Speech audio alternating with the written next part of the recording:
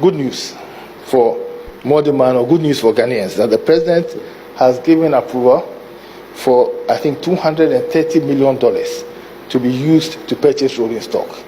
That will be the largest amount of rolling stock that has bought at a single time since independence. Arguably even since 1898, because I don't think there was any time that anybody bought as much rolling stock. We are buying 30, I think we are buying 30 locomotives, we are buying coaches, we are buying wagons, and so on. We have the company has written to the Ghana Railway Development Authority.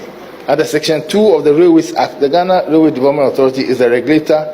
It acts under the directions of the minister.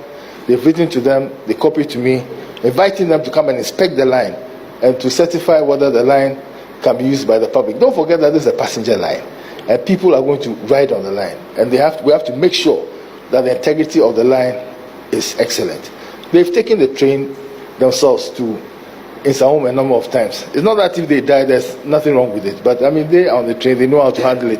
But before we make a commercial and put people in the train, we need certification from Ghana Railway Development Authority. The Koforidua line, you know, to tell you the truth, the money, government provided some money, but we told them that finish the Nsawam line before we sign the Koforidua contract for you. Otherwise, you'll be doing too many things. Yeah. I thought every morning when the train takes off, I'm informed that the train has taken off. When the train arrives, I'm informed that the train has arrived. We could do better, but under the circumstances, they are doing quite well.